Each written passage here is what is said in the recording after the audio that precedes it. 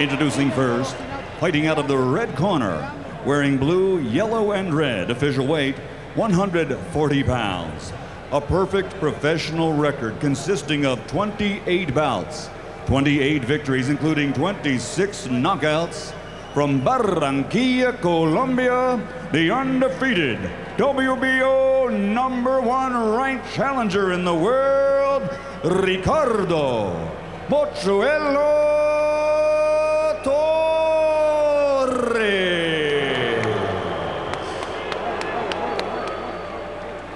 And his opponent across the ring, fighting out of the blue corner, wearing green, official weight also 140 pounds. Also a perfect professional record consisting of 24 bouts, 24 victories, including 20 knockouts. Damas y caballeros de Caguas, Puerto Rico, the reigning, defending, undefeated WBO light welterweight champion of the world, Miguel Cotto.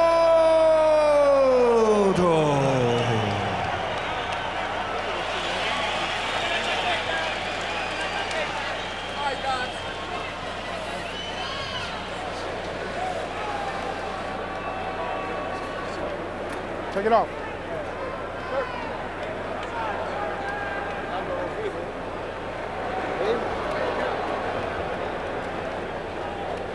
Miguel, Ricardo, we're scheduled to box 12 rounds for the WBO Junior Welterweight Championship of the world.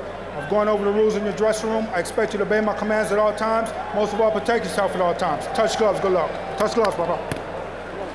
Gloves, but that doesn't mean anything. It was an entirely different thing, right? It's all for the gold this time, the real gold that you put in your pocket. Nice little left hook to the body by Cotto. Now, Torres has got to get some respect early because Cotto is well polished. Take the polish off by making him hurt. And that's what he's got to do. Get out there and land a big shot. Let him know that my record is not padded. I can knock you out too. Well, if conviction there. So far, Torres has decided to back up here in round one. That runs counter to what Cotto had expected because he thought that Torres would try to attack him. Torres seems to be looking to throw. Left hook puts him down after a perfect counter straight right hand.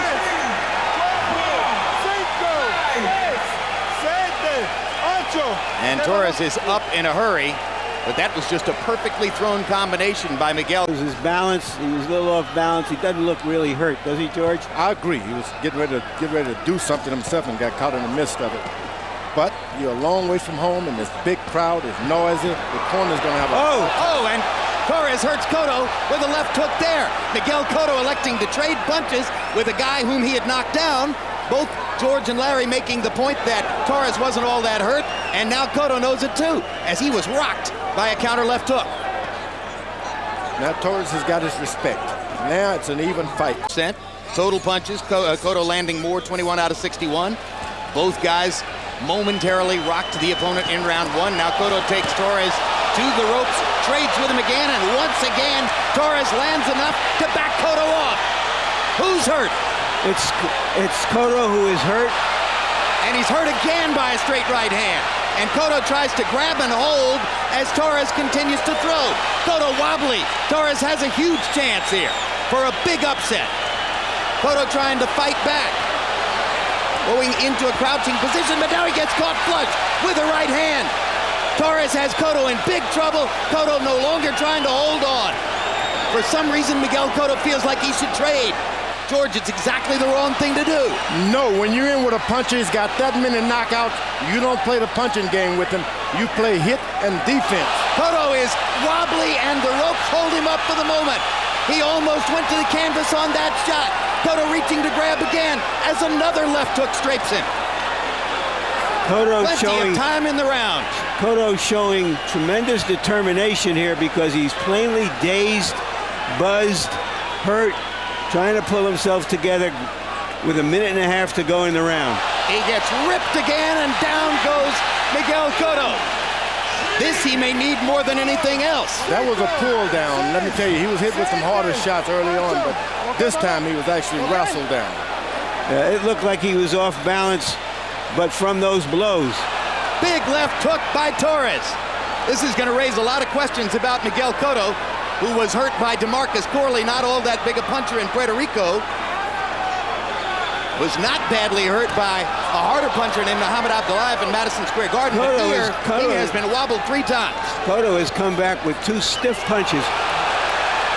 Now it's Torres who wobbles after a right hand by Cotto. And Cotto wants to press the advantage now. Cotto is not the harder puncher tonight. He can't mix it up. He's got to make certain he's deliberate with his shots and keep his defenses in position.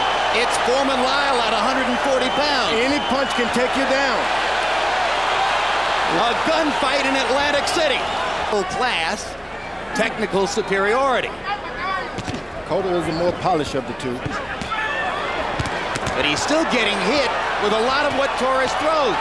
Trading left hooks at close range. And Cotto isn't necessarily winning the punching battle.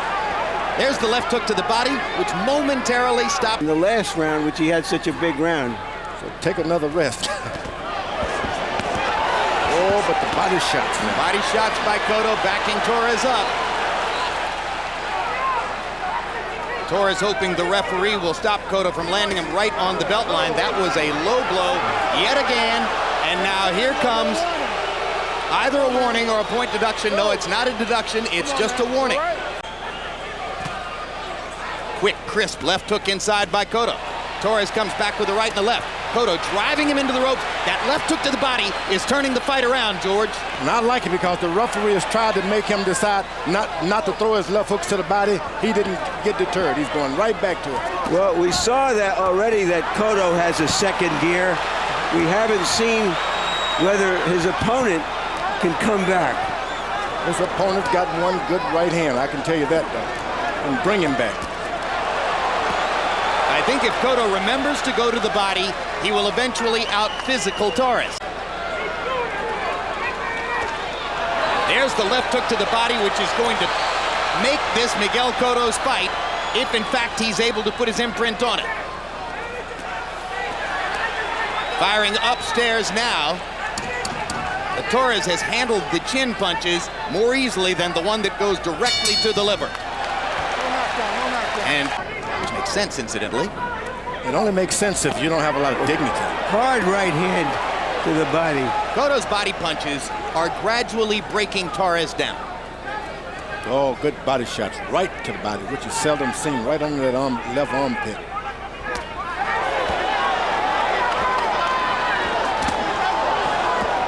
You're right, George. I agree. It makes a certain competitive sense, but not honorable sense. No, I mean, this is all about honor. When it all... The fire, which gave him so much trouble in round 2. Got to respect though Torres, though. He's got some right hand. Cotto is starting to relax a little bit, and that's when the trouble starts. Left hook to the body, landing with considerable frequency, and that's what led to the delayed reaction knockdown of Torres. George, he just can't handle the liver shot. Oh, that body. I'm not sure anybody can, Jim.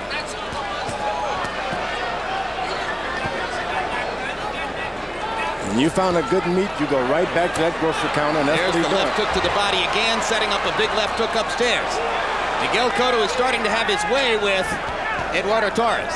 The jab has been a little more effective now. Cotto is jabbing, and that jab is knocking that still. They get these kind of fights when they catch him out of shape.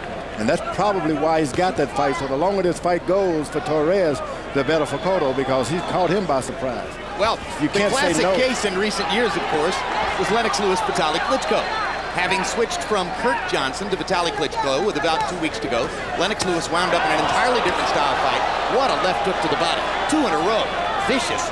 And Lennox had to survive a night when he was clearly not at his best. Cotto's going through very much the same thing here. Putting his imprint on the fight with that brutal left hook to the body. Torres lands a couple shots upstairs.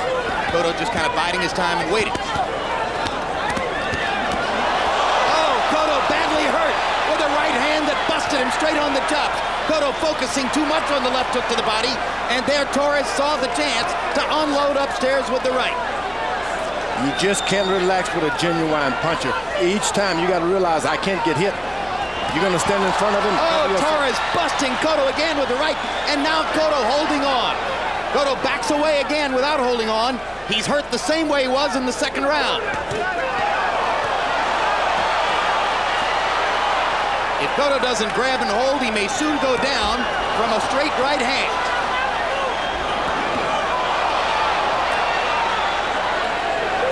What we're getting in the 140-pound fight is what we're expecting and hoping for in the heavyweight fight. Yeah, you're not going to see this in the heavyweights. Knockdowns in almost every round. Huge punches landing over and over. Miguel Cotto's been batted around the ring from pillar to post by right hands. And the same with Torres. Who's going to refresh him? Make him get his energy back round by round. Make that minute rest. Is this the kind of fight in which a trainer should be careful about trying to make tactical adjustments because so much is going on? Cotto be boxing more. Well, Cotto is doing his best because he's, at the same point, he's recovering from shots too. You just cannot stand in front of this guy and not do anything. That's what Cotto cannot do. Don't see, it's round 6 of a scheduled 12.